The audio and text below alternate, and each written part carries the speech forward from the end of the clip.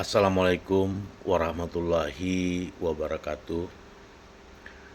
Pertama-tama saya ingin menyampaikan permohonan maaf yang sebesar-besarnya karena memang kemarin mulai menjelang subuh itu kondisi saya drop, ya benar-benar drop, dan jangankan membaca WhatsApp untuk bangun saja, untuk melek saja itu eh, punya kesulitan tersendiri. Dan sekali lagi saya mohon maaf, dan pada hari ini saya sudah mulai agak membaik, dan alhamdulillah kita bisa bertemu walaupun hanya lewat rekaman seperti ini. Kita tetap akan menjalankan tugas kita dalam pembelajaran ini, dan saya benar-benar merasa bersalah karena tidak mampu datang ke kampus untuk memenuhi kewajiban saya memberikan materi tentang dramaturgi. Baik, pada hari ini kita akan bicara tentang dramaturgi dan dramaturg. Ya. Ini satu materi yang ingin kita pertegas dari materi-materi sebelumnya. Mungkin teman-teman sudah mengikuti materi sebelumnya tentang kelas dramaturgi, dan mungkin di awal-awal perkuliahan kita juga sudah membongkar segala sesuatu yang berkaitan dengan dramaturgi dan dramaturg itu. Namun pada hari ini perbedaannya adalah kita akan membuat perbandingan-perbandingan. Saya masih ingat pada awal perkuliahan, nanti kita akan bicarakan ini lebih dalam, apa dan bagaimana itu dramaturgi dan dramaturg. Jadi sederhananya, dramaturgi itu tentang tekstual, sederhananya seperti itu, dan dramaturg orang yang membuat tafsir tekstual selain yang dilakukan oleh seorang sutradara. Nah, kita akan melihat pandangan-pandangan dari tokoh-tokoh tertentu, tokoh-tokoh yang punya andil besar dalam membangun konstruksi pemahaman tentang dramaturgi.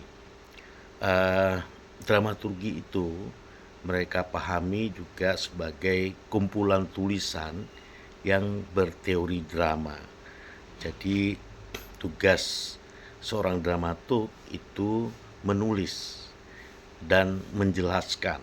Jadi dia menulis dan menjelaskan segala sesuatu dengan pijakan teori drama. Jadi drama itu punya kerangka-kerangka teori tertentu dalam perjalanan sejarahnya maupun dalam konteks bagaimana seseorang membangun tafsir pada drama. Dan juga dramaturgi itu sebagai aktivitas dari seorang dramaturg dalam pementasan sebuah drama. Secara konseptual ini dikembangkan oleh Gotthold Lessing, atau orang menyebutnya dengan Lessing, ya, dalam dramaturg Hamburger, jadi dramaturgi Hamburg, ya, atau Hamburg dramaturgi. Dia menyebutkan sebagai didaskala. Nah, kalau dia melihat dramaturgi itu sebagai produk didaskala, maka mau tidak mau kita akan memahami bahwa dramaturgi itu adalah atau berunsur pendidikan, berunsur mendidik. Nah, itu mau tidak mau. Kalau kita mengikuti Lessing itu dalam konteks pemahaman yang dibangunnya itu sebagai didaskalia, gitu ya, didaskalia. Kalau di dalam bahasa Yunani itu disebut sebagai didaskalos. Nah, ini tentu menunjukkan kepada kita bahwa Mempelajari dramaturgi adalah mempelajari tentang bagaimana kita membangun pendidikan itu sendiri. Bagaimana pendidikan dibangun untuk kepentingan-kepentingan mendidik orang lain. Nah, ini ya tentu tujuan mulia kita belajar dramaturgi itu, baik untuk seni pertunjukan yang begitu kompleks, juga untuk katakanlah memahami kehidupan sehari-hari kita melalui perjalanan hidup yang kita lalui, dalam konteks kita kemudian memandangnya dari sisi dramaturgi. Artinya apa? Kehidupan sehari-hari kita itu adalah kehidupan yang mendidik, kehidupan yang mencoba menjadikan segala sesuatu itu menjadi baik, atau segala sesuatu itu memiliki unsur di mana seseorang itu kemudian punya kesempatan belajar memahami sesuatu. Nah, itu konteks dramaturgi dari Lessing. Kemudian di sini secara ringkas disebutkan dramaturg adalah semacam editor, pembaca sastra. Jadi kalau misalnya seorang sutradara atau seorang koreografer itu kemudian dia mencoba untuk menafsir satu teks yang ada, misalnya seorang koreografer ingin menampilkan sebuah karya tari tentang calon arang misalnya. Calon arang itu kan sudah ada teksnya, sudah ada ceritanya, sudah ada gambaran tindakan-tindakan yang terjadi di dalam suatu peristiwa yang digambarkan. Nah, kemudian dalam konteks ini seorang dramaturg itu bertindak sebagai editor. Apa yang dimaksud sebagai editor? Dia kemudian mencoba untuk menempatkan diri, melakukan kajian-kajian mendalam terhadap bagaimana sebuah karya tari itu kemudian secara di dalam ilmu sastra itu dia kemudian bisa diterjemahkan, bisa ditafsir, bisa kemudian diciptakan peluang-peluang di dalam membangun konstruksi sastra. Nah, di sini tentunya untuk sebuah komunitas atau untuk sebuah aktivitas yang bersifat permanen. Nah, tanggung jawab utamanya dari dramaturg itu adalah pemilihan tekstual untuk diproduksi. Dia juga punya peluang untuk melakukan pilihan-pilihan tekstual. Misalnya calon arang misalnya kita yang ingin ditampilkan, maka seorang dramaturg kemudian memberikan pandangan-pandangannya dari segi sastra.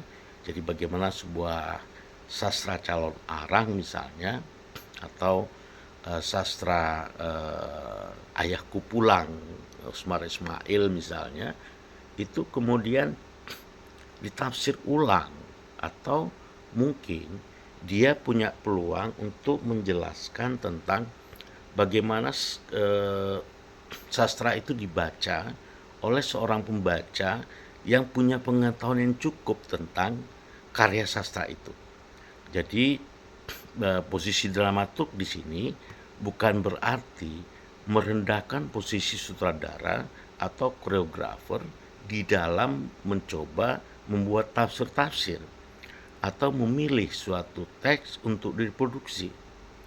Jadi pemilihan produksi tekstual itu bisa dilakukan oleh seorang sutradara, tapi juga bisa dilakukan oleh seorang manajer gedung pertunjukan, ya, atau agensi yang memiliki tugas dalam menentukan naskah apa saja yang bisa ditampilkan di satu tempat. Nah, jadi ini pemilihan ini di konteks dramaturg tentunya dia punya kajian yang berbeda, atau mungkin sama kajiannya dengan sutradara atau manajer gedung pertunjukan, tetapi seorang dramaturg kemudian punya pengetahuan yang lebih dibandingkan keduanya. Nah, jadi kalau untuk menjadi seorang dramaturg tidak bisa jika tidak mempunyai pengetahuan lebih itu.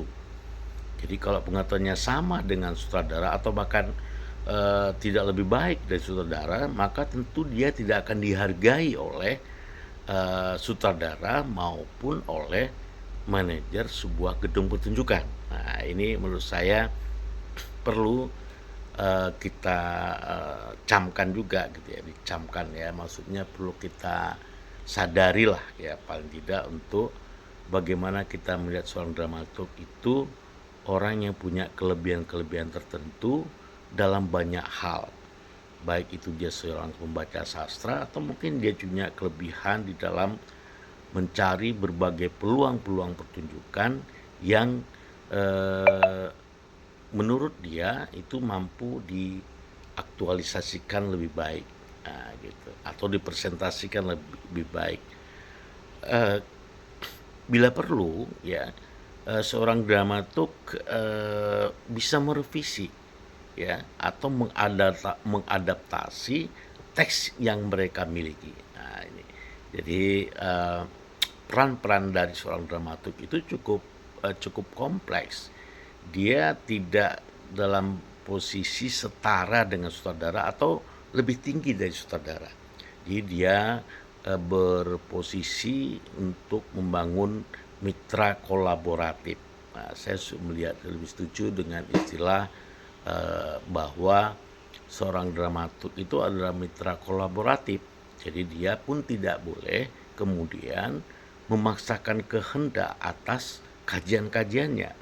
Dia harus bisa menjelaskan dan meyakinkan seorang sutradara maupun manajer gedung pertunjukan untuk bisa membangun sebuah pertunjukan atau sebuah produksi pertunjukan yang benar-benar kemudian dapat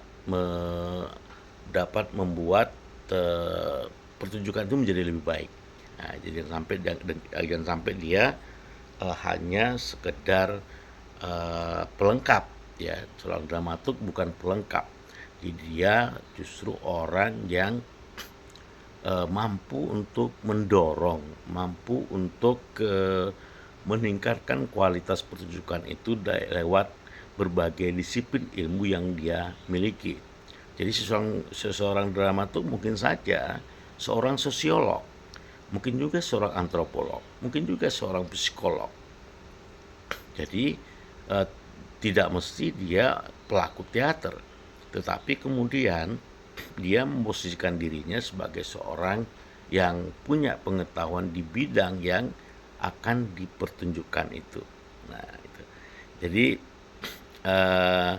dia juga menulis catatan-catatan program ya untuk kelompok-kelompok yang akan membangun produksi pertunjukan.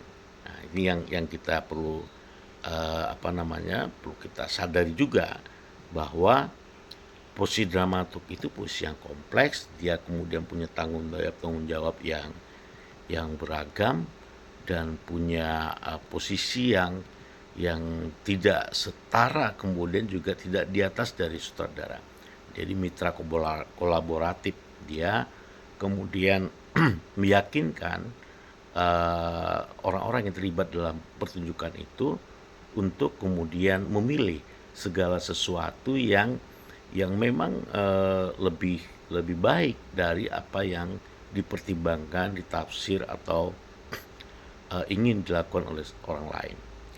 Nah, kemudian kita juga melihat bahwa dramaturg adalah orang yang memiliki pengetahuan tentang sejarah. Jadi seorang dramaturg punya pengetahuan sejarah, baik itu sejarah posisi drama, posisi pertunjukan yang akan dimainkan, maupun dia punya pengetahuan sejarah tentang teater itu sendiri atau tari atau musik itu sendiri, atau dia juga punya pengetahuan sejarah yang lebih luas. Jadi misalnya ketika orang ingin memainkan sebuah pertunjukan Saya ambil contoh misalnya Ayahku Pulang yang bercerita tentang seorang ayah yang pulang kemudian tidak diterima oleh anak-anaknya, tetapi istrinya menerima. Nah, ini dari sisi sejarah pertemuan keluarga ini bisa menjadi merupakan titik tolak untuk menempatkan garis-garis atau demarkasi-demarkasi atau batas-batas yang dapat diambil dalam konteks sejarah. Jadi misalnya peristiwa itu terjadi pada saat malam takbiran misalnya. Nah, malam takbiran itu kan punya historical sendiri ya. Dia punya sejarah sendiri. Dia tidak sekedar orang merayakan takbiran, tapi ada proses yang namanya berpuasa. Tidak mungkin malam takbiran tanpa berpuasa.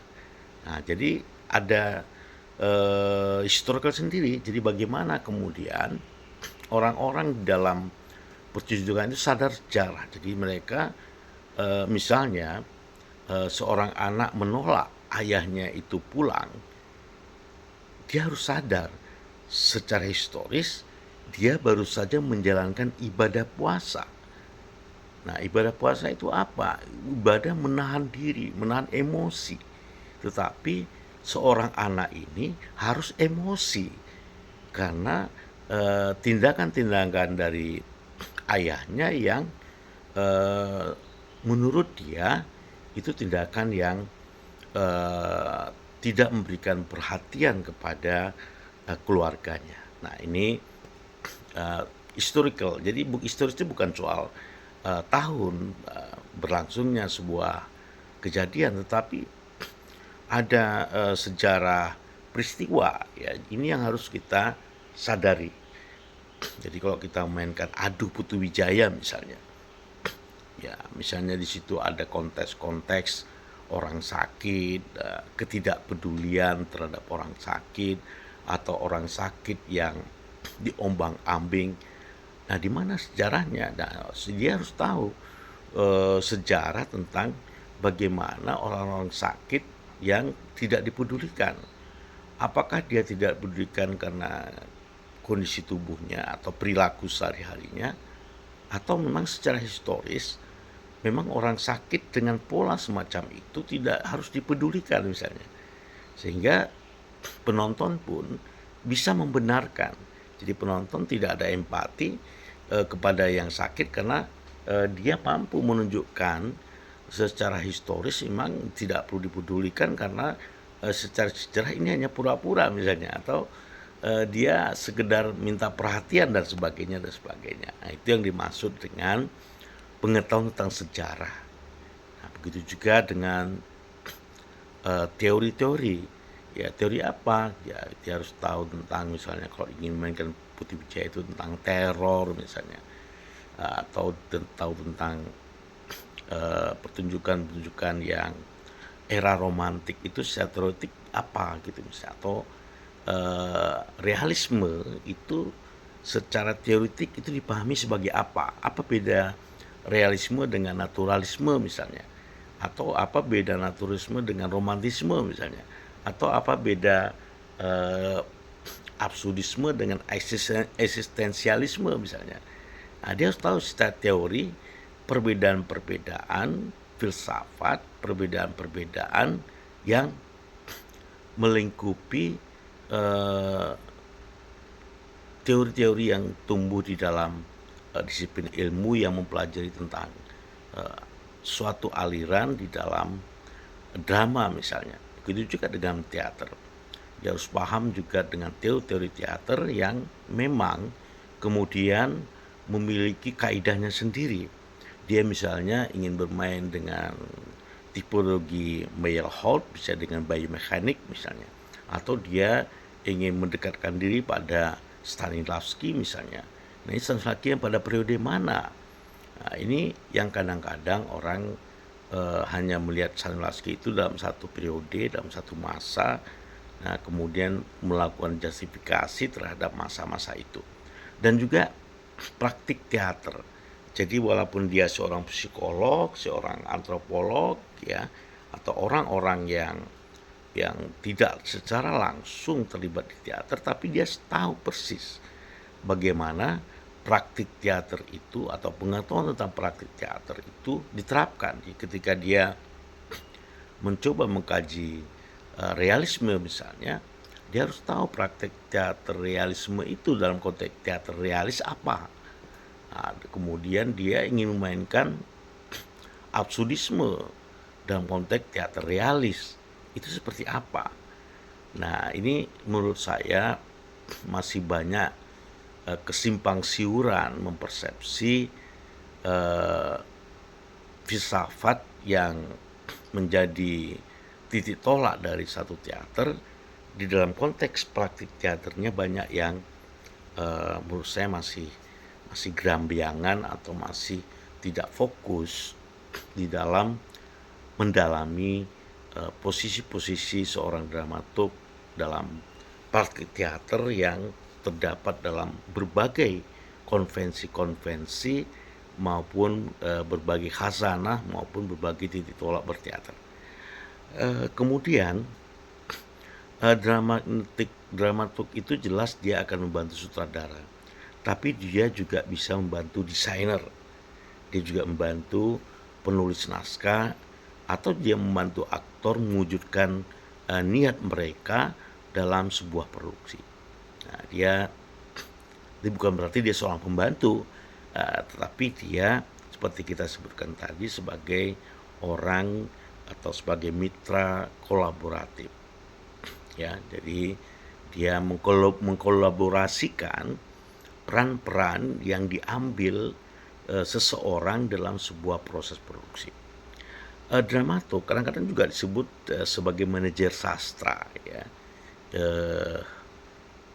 Menurut saya memang disebut manajer sastra karena memang titik tolaknya sastra. Tapi jika seorang dramaturg itu berhadapan dengan pertunjukan yang tidak berbasis sastra, tentu dia tidak bisa disebut sebagai manajer sastra. Dia tetap sebagai seorang mitra kolaboratif dalam konteks dia sebagai manajer dari sebuah produksi yang berkaitan dengan apa yang ditampilkan oleh dalam produksi itu. Jadi kalau memang itu berkaitan dengan teks sastra atau lakon-lakon yang katakanlah lakon-lakon klasik, tradisional, atau lakon-lakon yang memang ditulis oleh seorang berdasarkan prinsip-prinsip penulisan lakon. Satu konsultasi, ya, dia bersifat juga konsultatif gitu ya. Jadi misalnya konsultan artistik, kemudian menyadari misi institusi, ada hasrat penulis naskah, jadi itu semua dia coba untuk kembangkan. Atau visi-visi sutradara, jadi sutradara punya visi tentang suatu pertunjukan, dia ikut membantu menghidupkan semuanya dengan cara yang menarik dan secara teatrikal. Jadi dia bukan hanya membangun wacana. Nah, ini hati-hati juga. Seorang dramaturg bukan seorang yang sekedar berwacana. Dia harus tahu secara performatif gitu bagaimana kemudian pertunjukan itu menarik secara teatrikal.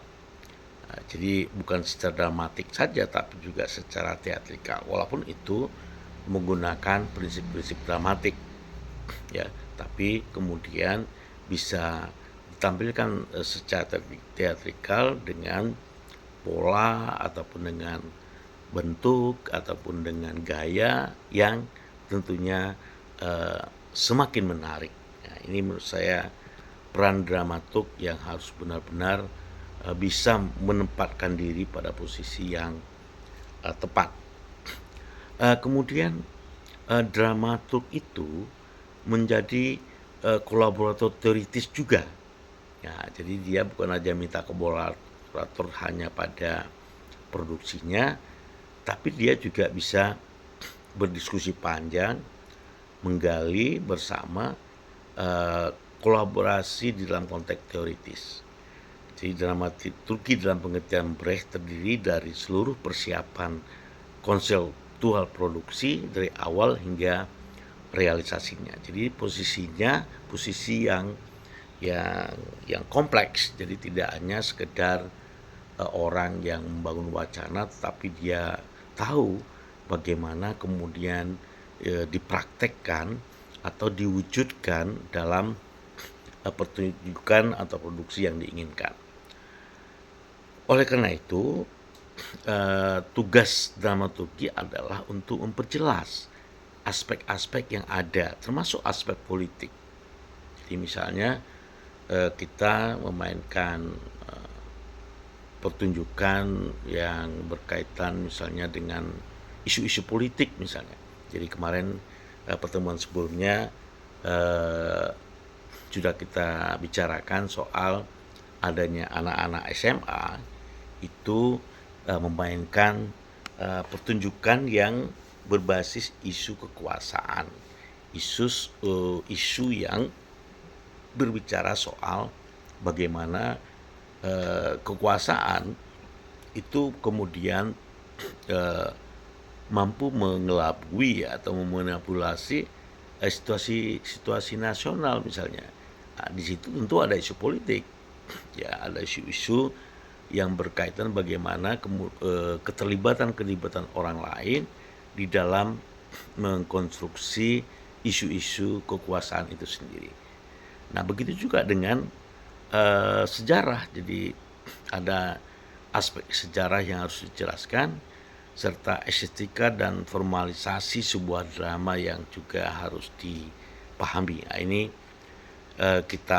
pendapat-pendapat ini kita ambil dari Volker Canaris yang dalam bukunya Gaya dan Sutradara ya, yang diterjemahkan oleh Claudia Rozu ya dalam teater Jerman. Dengan yang dieditori oleh Ronald Heyman. Ya, ini buku yang cukup lama sih sebenarnya ya. Ditulis tahun 1975 dan ini menurut saya masih sangat relevan ya untuk kita pahami di masa sekarang. Nah, pada beberapa pertemuan yang lalu kita juga sudah mencoba untuk mengungkapkan ya pandangan-pandangan dari Lin dan Seitz ya yang mendorong gagasan umum bahwa dramaturg ada di sekitar untuk menjadi orang yang membangun kecerdasan di dalam menemukan aspek-aspek yang dibutuhkan untuk suatu pertunjukan. Mereka mempercayai bahwa seniman itu memiliki pemikiran kritis ya. Pemikiran kritis itu apa yang dimaksud dengan pemikiran kritis para seniman? Seniman selalu mencoba untuk merubah pendapat-pendapat, pandangan-pandangan yang lazim. Jadi misalnya pandangan yang lazim itu terdapat pada bagaimana kita menyikapi dunia sehari-hari misalnya.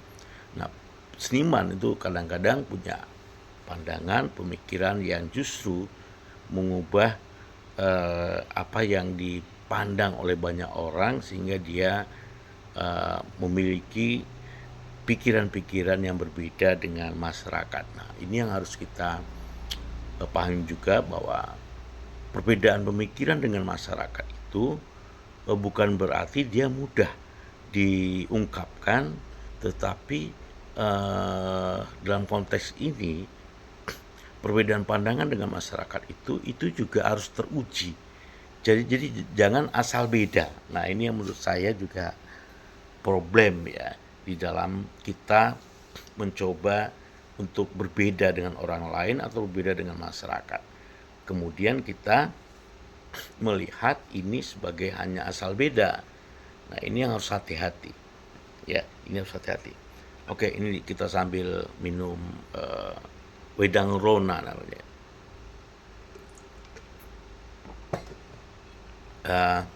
Kopi memang agak dikurangi karena dampaknya agak kurang baik.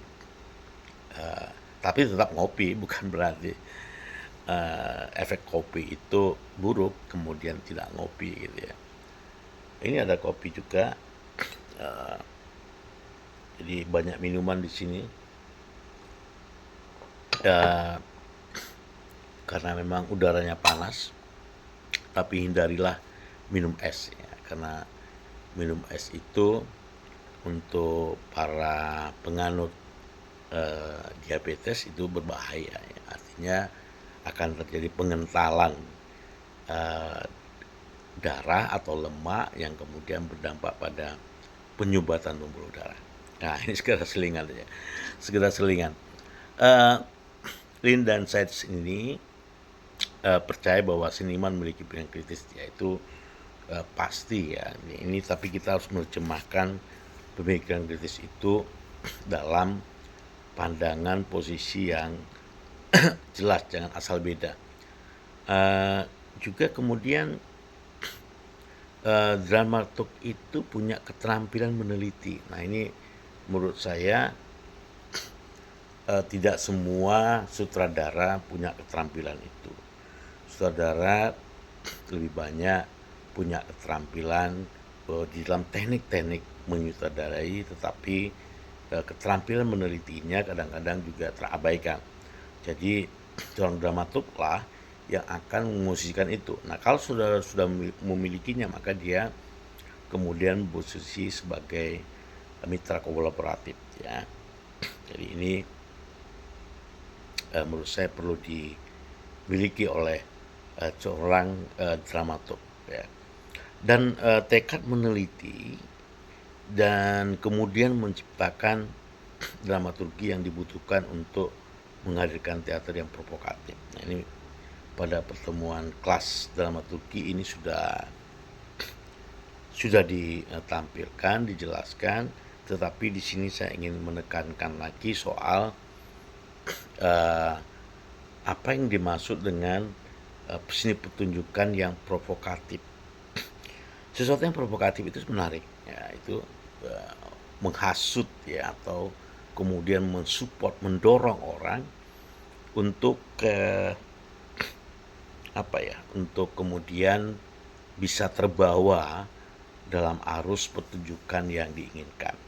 Jadi bukan berarti menghasut, mengadu domba, kemudian orang lain kemudian diantara orang-orang yang ada itu kemudian saling bertengkar, berkelahi dan sebagainya. Bukan itu, ya. Jadi memang provokasi itu konteksnya adalah membangun dinamika, ya, dinamika pertunjukan. Jadi provokatif itu bukan berarti mengadu domba, bukan berarti membuat orang lain saling menyalahkan, tetapi di sini konteksnya adalah bagaimana pertunjukan itu menarik dan dinamis. Nah, dinamisasi inilah kemudian dalam konteks riset tadi atau meneliti tadi, dia akan punya pandangan-pandangan yang orang lain juga ada gitu ya, juga ada. Jadi sehingga masing-masing orang itu punya pandangan-pandangan yang bisa dijadikan pintu gerbang ya, pintu gerbang untuk membuat pertunjukan itu memiliki kendali untuk bisa untuk bisa membuat orang itu punya keinginan untuk menyaksikan. Nah, ada satu teori yang namanya Der Messinkauf dari Brecht misalnya. Redefinisi model tradisional dramaturg adalah pusat keberhasilan implementasi kelembagaan teater epik. Jadi misalnya cara pandang teater epik itu harus kita tahu semua. Seperti apa Brecht memperlakukan alienasi misalnya, atau memperlakukan epiknya itu sebagai sebuah presentasi yang kemudian bisa membuat orang lain terpesona gitu, atau orang lain menjadi ingin tahu tentang Brecht misalnya. Nah, proses interpretasi dramaturgi tradisional dari seorang pembela naturalis misalnya, ada drama-drama Aristotelian menjadi dramaturgi ideal epik ya. di sini maksudnya begini, ada pemahaman dramaturgi, ada yang disebut sebagai klasik, ada yang tradisional, ada yang orang yang berada pada posisi dramaturgi klasik tetapi dia adalah seorang absurdis misalnya. Ini juga beda cara memperlakukannya. Ini tidak sama. Jadi kita kalau melihat seseorang itu menyiapkan sebuah pertunjukan dalam konteks yang tradisional ya atau yang klasik ya atau mereka adalah seorang Aristotelianis gitu ya atau seorang yang memang berpegang teguh pada mekanisme kerja dramaturgi yang Aristotelian yang hanya melihat konteks-konteks itu pada aspek-aspek yang di dalam konteks dramaturgi itu disebut dramaturgi klasik. Jadi misalnya ruang, waktu, peristiwa itu menjadi satu kesatuan misalnya. Nah, ini juga perlu kita perlu kita lihat juga sebagai sebuah kecenderungan di masa sekarang yang perlu ada dinamika, perlu ada pencarian-pencarian lagi. Jangan berhenti pada konteks Aristotelian itu sendiri, walaupun pijakannya adalah Aristotelian gitu. Nah ini yang menurut saya juga banyak yang mengalami kemunduran ya akibat prinsip kerjanya tidak berkembang, jadi hanya pada satu sisi atau sudut pandang yang terbatas. Nah ini menurut saya harus dikembangkan. Kita tidak usah nanti kita kalau memang bicara Brecht kita akan bicara khusus tentang itu, tetapi kita mencoba melihat ide dramaturgi yang layak seperti yang dikembangkan oleh dramaturg Guy Kuls dalam karyanya pada pertunjukan tari maupun seni visual. Menurut dia bukanlah peran dramaturg untuk memberikan semacam pembacaan struktural dari proses kreatif. Nah, jadi kalau Guy Kuls ini tidak melihat posisi dramaturg itu dalam konteks pembacaan yang struktural dan dari proses kreatif. Jadi dia tidak konteks struktur yang terbangun, tetapi dia justru memfasilitasi suatu proses. Jadi ketika struktur itu dipahami, dia kemudian memfasilitasi prosesnya bagaimana itu.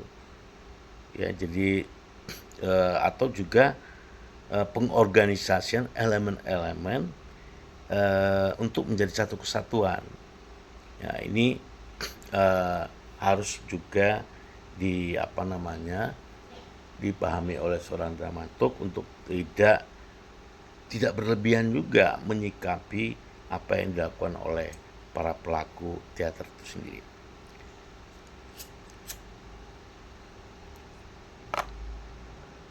Teman-teman yang saya banggakan yang bisa memahami kondisi saya saat ini, saya kalau bicaranya kadang-kadang lidah saya tergigit ya.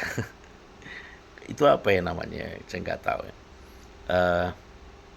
Sambil bicara ini kadang-kadang lidah saya tergigit, nggak tahu kok bisa ya bicara tapi tiba-tiba lidah tergigit gitu ya. Itu efek apa saya juga nggak tahu, tapi mudah-mudahan tidak terlalu membahayakan ya.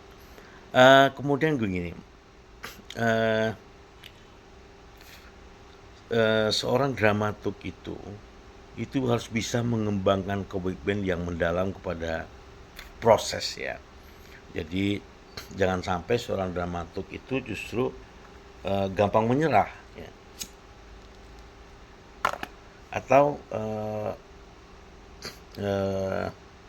dia tidak mampu untuk mendorong. Jadi dramaturg itu harus bisa mendorong pemecahan-pemecahan masalah, pemecahan-pemecahan situasi produksi yang kemudian itu menjadi persoalan dalam proses produksi. Jangan sampai nanti eh, seorang dramaturg itu justru menjadi penghambat dari eh, berpikir kritis atau berhambat untuk pengembangan model, pengembangan gaya, pengembangan motif dan sebagainya. Nah, inilah menurut saya mengapa sekarang ini sulit untuk mendapatkan seorang dramaturg itu, karena memang di satu sisi dia punya pengetahuan yang setara dengan sutradara, di satu sisi juga kadang-kadang ada arogansi ya dari seorang dramaturg yang seolah-olah dialah yang harus memutuskan suatu pandangan yang dibicarakan. Ya, jadi apa namanya, eh, keterlibatannya dalam satu produksi itu benar-benar keterlibatan yang dengan komitmen yang bisa dikembangkan terus-menerus sehingga bisa menjadi kekuatan di dalam sebuah produksi. Baiklah teman-teman yang saya cintai, ya, sampai di situ dulu pembicaraan kita, dan jika ada yang ingin bertanya silakan mengajukannya dalam komentar atau dalam apa saja lah ya, yang pada dasarnya saya masih dalam kondisi yang menurut saya sih masih belum begitu sempurna ya. Jadi masih ada beberapa kondisi yang perlu dibenahi, terutama jadwal istirahat yang kurang mungkin ya, karena berbagai aktivitas yang harus diselesaikan dan juga tidak terselesaikan juga beberapa yang dikejar ya, sedemikian rupa. Nanti kita akan bicara lagi lebih dalam tentang berbagai hal, dan menurut saya di kelas teater kemarin itu silakan menyampaikan hal-hal yang berkaitan dengan berkaitan dengan dramaturgi. Dan sekarang ini ada produksi penyutradaraan. Lidah saya kadang-kadang ngomong penyutradaraan gitu. Maaf ini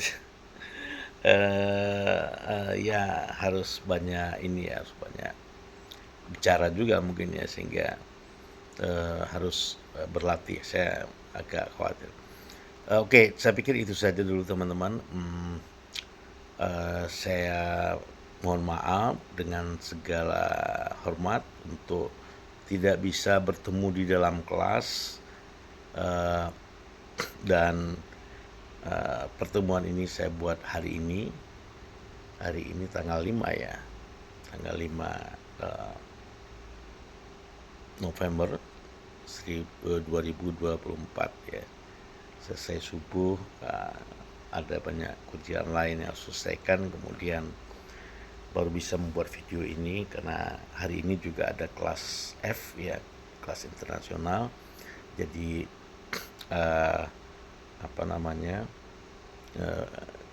materi ini untuk semua kelas A, B, C, D, F. Jadi mudah-mudahan semua bisa mencermatinya sehingga kita bisa berdiskusi nanti ketika pertemuan di dalam kelas.